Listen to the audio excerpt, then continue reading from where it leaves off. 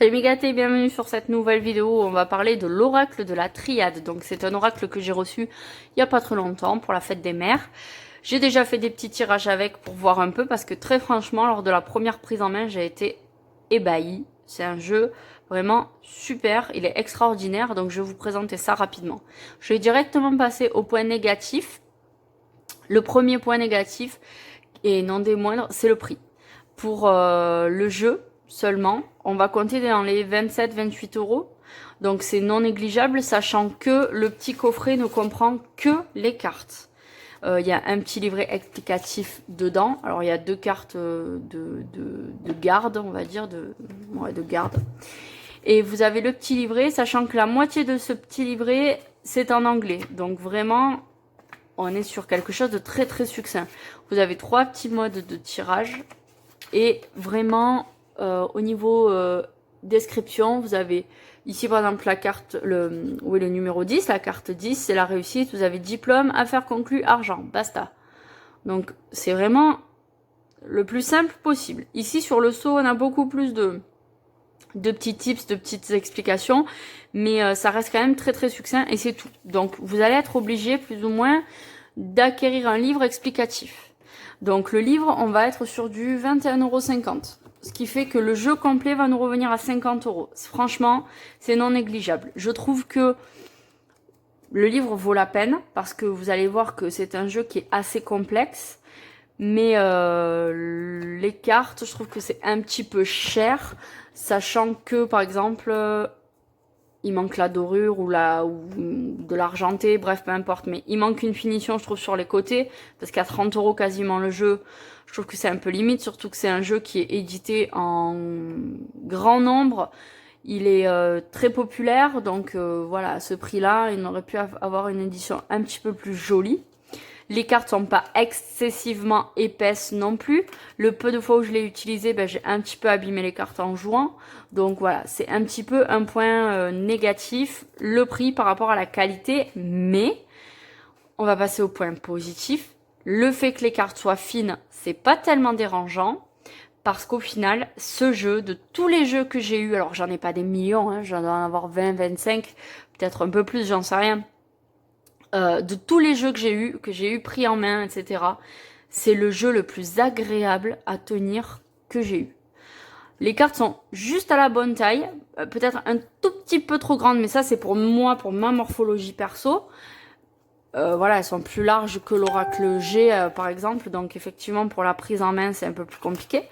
Mais alors, il glisse ce jeu, mais un truc de fou, vraiment.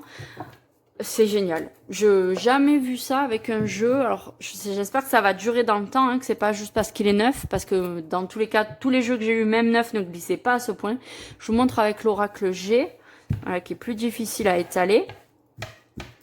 Surtout avec ma nouvelle feutrine, j'ai vraiment du mal à l'étaler comme il faut. Donc je pense que je serai obligée de mettre une nappe ou enfin faire attention pour jouer avec. J'ai refait je me suis fait un petit bureau. Vous avez des petites taches, c'est là que j'ai mis trop de colle, mais bon voilà. Du coup j'ai mis une feutrine pour pouvoir tirer directement dessus. Mais regardez ça. D'abord vous voyez, j'ai posé le jeu, mais il se barre. Et vous faites à peine ça, les cartes elles glissent toutes seules. C'est un truc de fou, vraiment génial. Voilà. Le paradis, je pense que ma table aurait été plus longue et je pouvais l'étaler encore plus loin.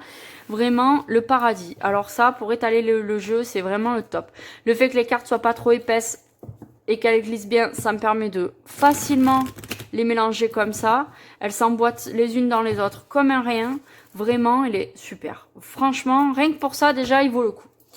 Ensuite, on va parler plutôt des cartes en elles-mêmes. Donc, je vais essayer de pas trop vous faire avoir voilà, le reflet. Donc, on va essayer de se mettre un peu comme ça. Donc, vous avez 57 cartes. Effectivement, il y en a 4 de moins que dans l'Oracle G. Mais quand vous regardez, par exemple, l'Oracle G, vous avez 8 cartes personnages. Ici, on n'en a que 2. On a l'homme et la femme. Donc, si vous enlevez, vous gardez dans l'Oracle G seulement 2 personnages, un masculin et un féminin, on a 6 cartes en plus qui servent, entre guillemets, à rien. Elles servent pas à rien, parce que bien sûr, elles ont toute une symbolique. Mais du coup, au final, c'est comme si on avait plus de cartes ici, puisqu'on en a 57 avec seulement 2 personnages, ce qui veut dire que les cartes la différence de cartes, en fait, est utilisée pour d'autres symboliques, que sur l'Oracle G, on a 4 cartes supplémentaires. mais ça va représenter les personnages, d'accord? Donc j'espère que vous comprenez ce que je veux dire par là. Du coup, il y a moins de cartes en réel, mais en symbolique, on a plus de symboliques différentes, d'accord? Donc, sur les cartes, c'est empreint de plein de choses. Vous avez des empreintes catholiques, des empreintes musulmanes, des empreintes juives, hébraïques, ou je sais pas comment on dit, pardon, désolé. On a des empreintes égyptiennes, on a des empreintes kabbalistiques et on a des empreintes, comment on dit, maçonniques. Voilà, franc-maçonnerie, franc-maçonnique, franc-maçon, je sais pas comment on dit. Voilà, donc ça va parler à beaucoup de monde. Voilà, vous allez pouvoir vraiment, quelle que soit votre confession, vos croyances, vos habitudes, bref, quelle que soit votre personnalité et ce en quoi vous croyez, vous allez pouvoir utiliser ce jeu parce que il est vraiment un mélange judicieux de toutes ces croyances. Et il est très beau. Vous avez de magnifiques dessins. Il va des dessins à mon goût plus beaux que d'autres qui me parlent plus, mais vraiment très beau. Vous avez toujours le nom de la carte et un numéro qui l'accompagne. C'est très important, vous allez comprendre pourquoi. Donc je vais pas tout vous montrer, mais voilà, cette carte elle est super belle. Donc là on a une empreinte franc-maçonnique, hein, franc-maçonne. La richesse, là on a des écritures, je sais pas ce que ça représente. On a des symbolismes un peu Wiccan aussi, je pense, hein, avec le signe de l'eau, la terre, l'air, etc. Vous les avez dessus. Là, bon, clairement, on est sur quelque chose d'hébraïque. Ici, je ne sais pas trop ce que ça représente. Un peu runistique aussi, vous voyez, un peu des... Je sais pas, ça me fait penser à ça. La mort, on a... Ici, je pense que c'est des écritures arabes. Voilà, bref, elles sont vraiment très belles. Elle est très belle cette carte, celle-ci aussi. Voilà, bref, il y a beaucoup de symbolisme dans ces cartes. Celle-là est magnifique, juste sublime. En plus, j'adore l'Égypte, donc bref. Voilà, vraiment très beau jeu qui est très facile à prendre en main en physique. Après, pour ce qui est de jouer avec, ça va peut-être être plus compliqué pour un premier jeu. Voilà, si vous n'avez pas du tout de jeu, que vous envisagez de commencer, je vous conseille de commencer par un jeu comme ça, parce qu'au final, une fois que vous aurez compris la plupart des subtilités de ce jeu, vous allez sûrement faire un travail formidable, parce que vraiment, il a beaucoup de choses à nous raconter, de par sa configuration, de par son symbolisme, de par sa qualité, de par tout ce qu'il dégage. Vraiment, c'est un jeu extraordinaire, mais effectivement, je pense qu'il peut être un petit peu compliqué à prendre en main si on veut rentrer de suite dans des choses un peu pointues. Donc du coup, je vais vous montrer un petit peu le livre, ce qu'on nous apprend dedans. Donc vous avez des modes de tirage. J'ai regardé un petit peu. Tout ne me convient pas, mais je vous ferai des vidéos sur tous les modes de tirage pour qu'on puisse partager et que je vous montre, si vous n'avez pas le livre, que vous puissiez après vous choisir ce qui vous conviendra le mieux. Et ce qui est extra, c'est cette histoire de mois. Comment définir une date avec précision? Alors là, franchement, j'ai été estomaquée. C'est vraiment très intelligent. Vous avez les saisons, les délais d'action, les valeurs. Et en fait, vous avez vu que chaque carte comporte un petit numéro. Donc ça... initie, ça vous explique sa valeur dans le livre, par exemple. Voilà, pour le retrouver, du coup, elles sont rangées par ordre, hein, ce qui est logique. Pas par ordre alphabétique, du coup, mais bien par ordre numéraire. Donc, c'est plus facile. Il y a des livres, il y a des jeux qui sont rangés par ordre alphabétique parce qu'ils n'ont pas de numérotation. Ici, on en a une, donc voilà. Mais la numérotation n'a pas que vocation de se retrouver, bien sûr, dans le bouquin. Elle va avoir aussi vocation à vous donner une correspondance de temps. Ici, par exemple, vous avez la carte alpha, qui est la carte numéro 1, qui représente aussi le mois de janvier. Donc, en plus, vous voyez, d'avoir une symbolique sur la carte, vous avez aussi des temps à apprendre. Donc, il y a beaucoup de choses à prendre en compte. Vous avez la saison de l'hiver avec l'alpha, et le délai, c'est 1. Donc, ça peut être une semaine, un jour, une semaine, un mois, un an. D'accord? Donc, c'est très précis. Vous avez les valeurs positives ou négatives pour pouvoir vous aider. Ici, par exemple, vous avez la richesse, 24, ça va représenter le mois de juin, l'été ou 2 ans. Donc voilà, ça c'est très précis. Il n'y a pas de... Ici sur les chiffres comme 1, 2, 3, 4, 10, voilà, ça peut être les jours, les semaines, les mois, les années. Bon, 11 ans, je pense pas qu'on aille jusque là, mais ça va être peut-être en semaines. Mais ici, vous avez des temps très précis. La richesse, c'est 2 ans. Donc ça veut pas dire que les choses vont vous arriver dans 2 ans, mais en fonction de la configuration de votre jeu, on va être plutôt sur une période de 2 ans. Donc voilà, c'est des choses à prendre en compte et qui sont très intéressantes franchement pour travailler. C'est vraiment super. Donc c'est des subtilités. Quand vous avez l'âme ici, ça nous donne 4 ans. Donc ça ne veut pas dire que vous allez avoir un développement de votre âme dans 4 ans ou sur 4 ans, etc. Mais comme je vous dis, c'est en fonction de la configuration de toutes les cartes qui sont autour que vous allez pouvoir déterminer si ça vous parle plutôt de l'année ou de la saison ou du mois dans lequel va se passer la situation. Franchement, ça c'est extraordinaire. Vraiment super, super, super. On vous explique aussi...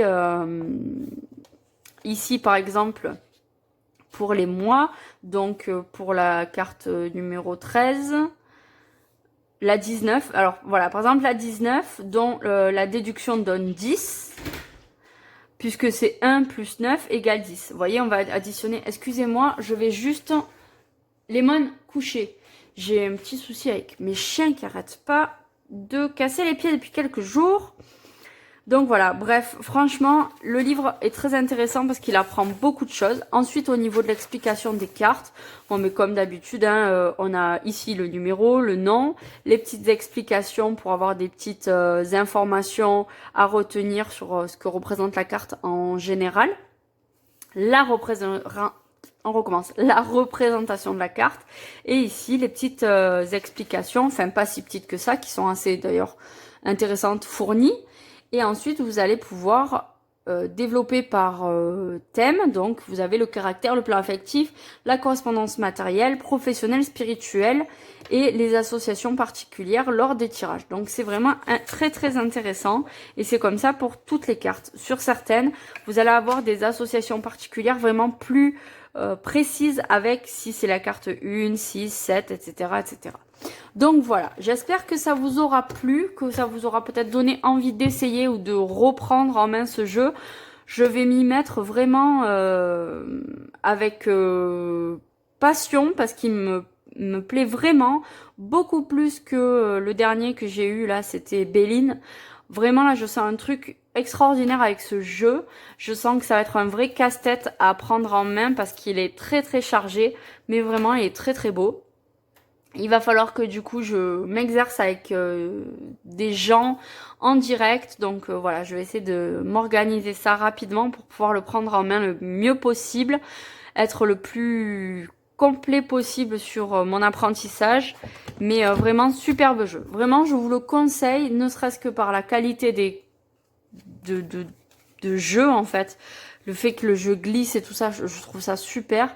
Et de par sa qualité symbolique, de par tout ce qu'il apporte, toutes les réponses, franchement, 57 cartes, mais je pense des milliers et des milliers et des milliers de combinaisons possibles. Comme la plupart des oracles, j'ai envie de vous dire, mais là, je pense que avant d'en avoir fait le tour, il doit falloir moultes années de pratique parce que vraiment, il est extraordinaire. Et puis, je pense que de toute façon, concrètement, on ne fait jamais le tour d'aucun de ces jeux. On en a toujours à apprendre.